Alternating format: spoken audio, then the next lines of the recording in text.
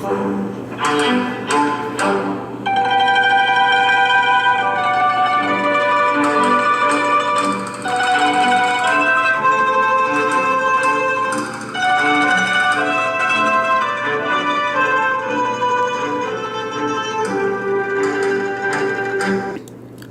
Henry returns to Gorizia and to the war to find that his closest friends have not fared well in his absence.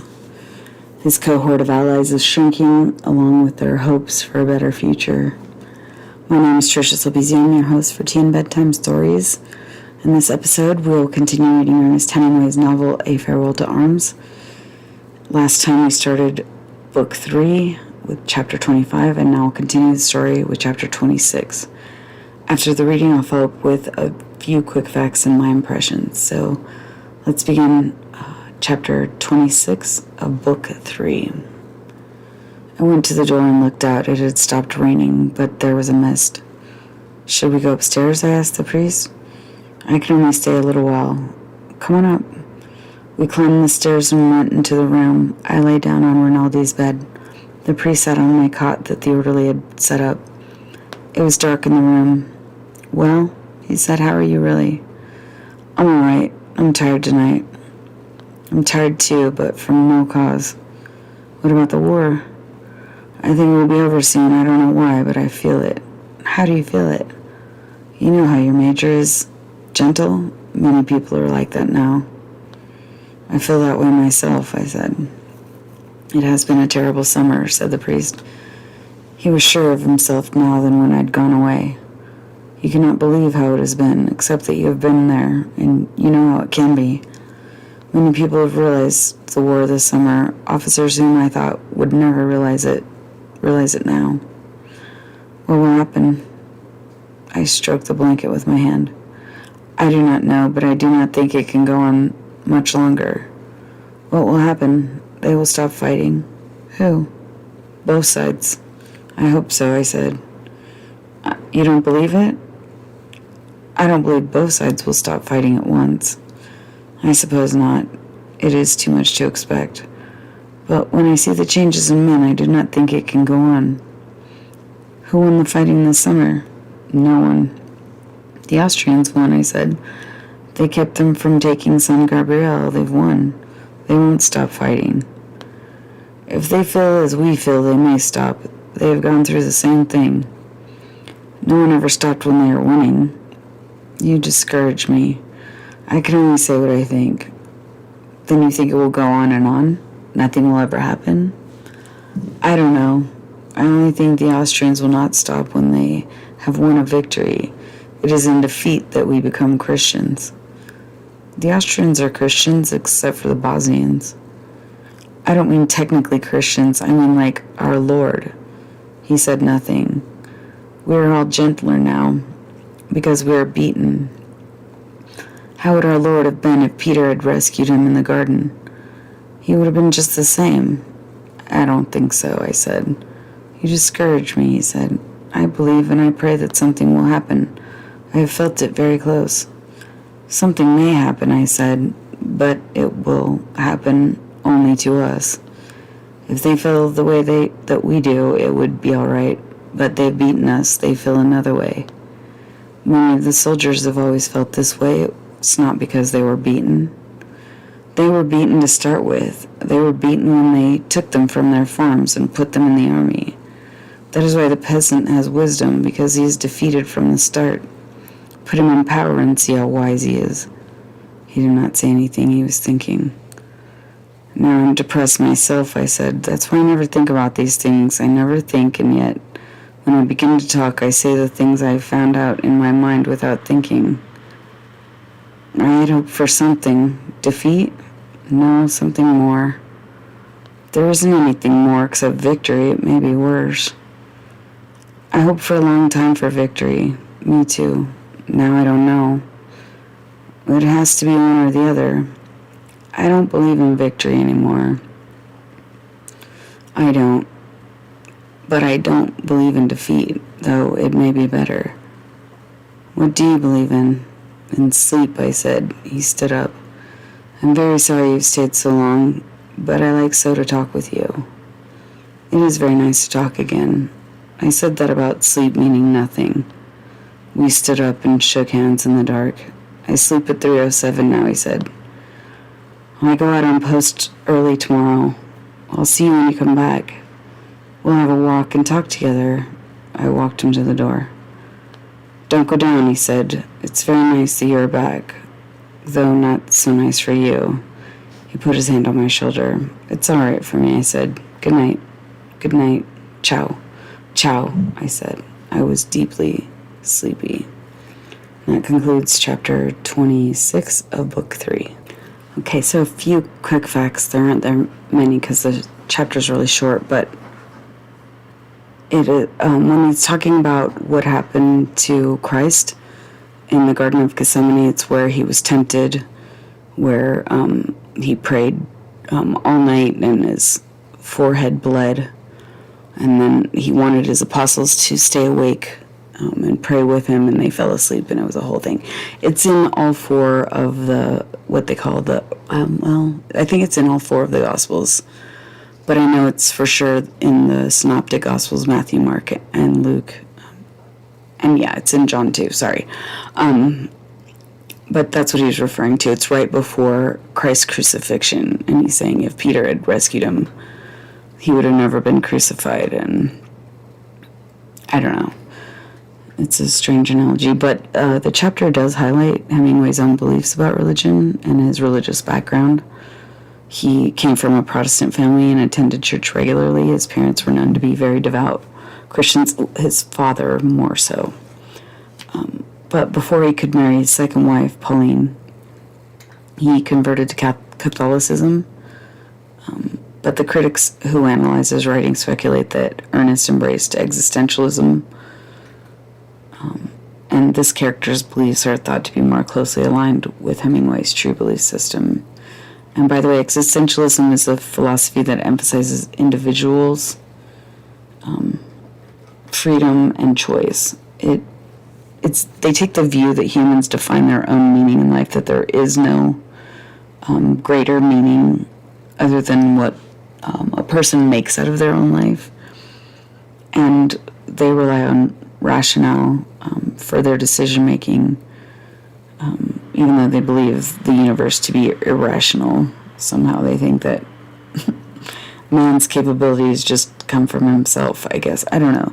It focuses on the question of human existence and the feeling that there is no purpose or explanation at the core of our lives. And it holds also that there is no God or any other transcendental force, and that the only way to counter the nothingness of being is to find your own meaning in life, embrace your own existence. And Hemingway was accused of having a God complex, that, and it makes sense if you think man is the center of the universe, then you're going to think as a man you are the center of the universe, so that tracks. But my impressions, I first have to clear this up. You might have noticed that the chapters of this novel are not ordered in any particularly helpful way. I mean, they're ordered, but some chapters are 3 pages, others are 15, and so it's kind of hard to turn this into a good nightly bedtime story, at least for this podcast. But I suspect that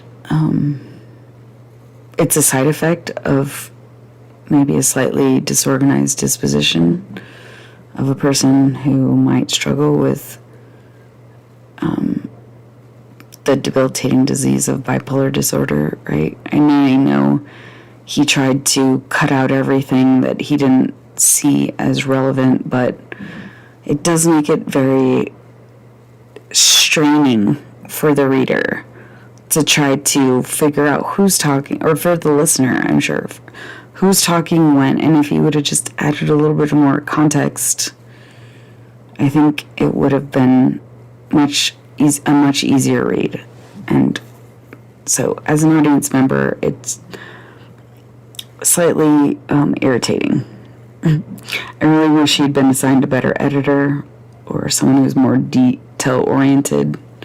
however impossible or unlikely that might have been in that world at that time. And I know some will accuse me of failing to understand his genius, but I would push back on that assumption. And I do get where he's coming from, and I get what he was working with and what he was trying to accomplish, but a little objectivity can go a long way. That's all I'm saying.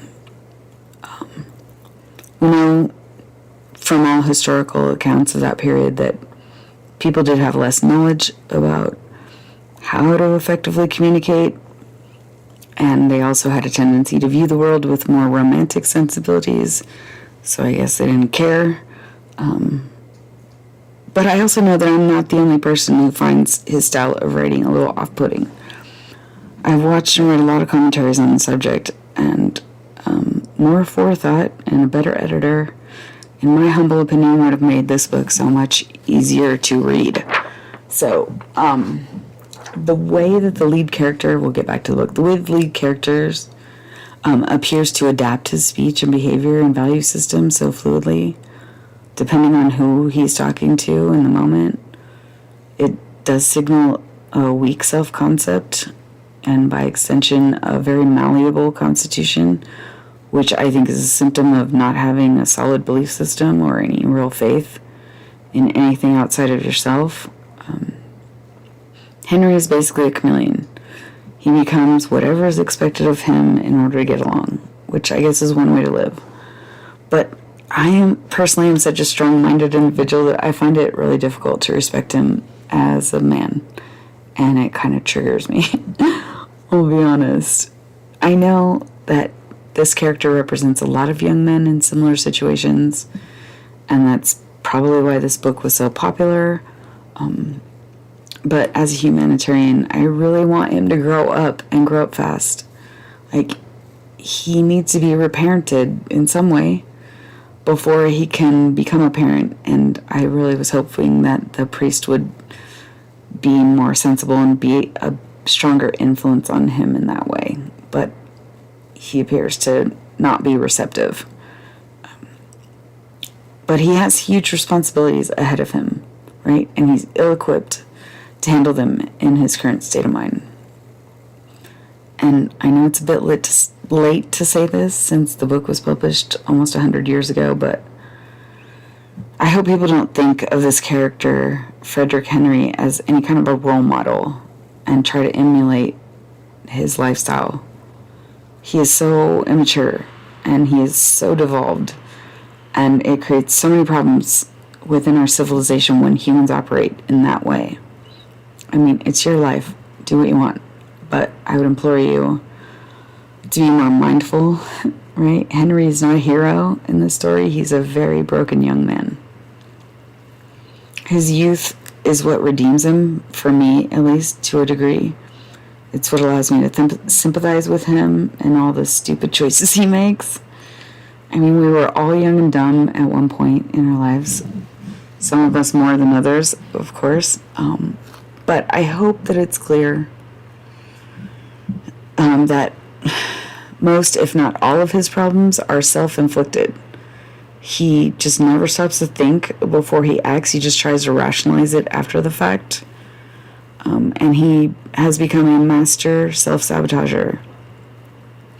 I think his dialogue with the priest only highlights his complacency about everything in life, and it's tragic.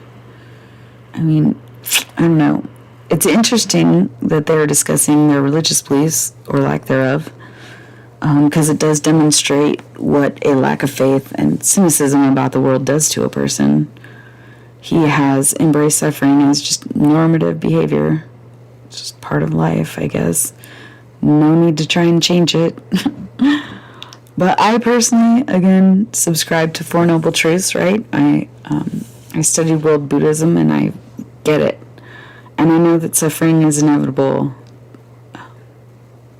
But I also know that there are lots of ways to minimize our suffering, and having a plan and embracing a purpose-driven existence is one of them. The men who fought this awful war, that the ones they're discussing, they probably all felt like they were given no choice but to fight each other And I hate to say it, but that is just not true. We always, always, always have personal agency. And that is until we choose to give it away, right? And they could have chose not to fight. They could have suffered the consequences if they all did it en masse. That war would have never gone on in the way that it did. But the days of taking things as they come, just going along to get along, I really hope. And what people do is they just try to get along and hope that something good will magically arise. But I hope that those days are coming to an end. And the sooner the better. At least that's my prayer. In 2025, I just don't think we can afford not to plan our lives better. And I know that requires thinking, and people are lazy about thinking. But thinking leads to better understanding of ourselves and of our place and purpose in the world. And we have a better understanding of the consequences of our thoughts, attitudes, and actions on ourselves and other people. It just sucks because there's so many people who just don't seem to care that crappy things happen to them every day.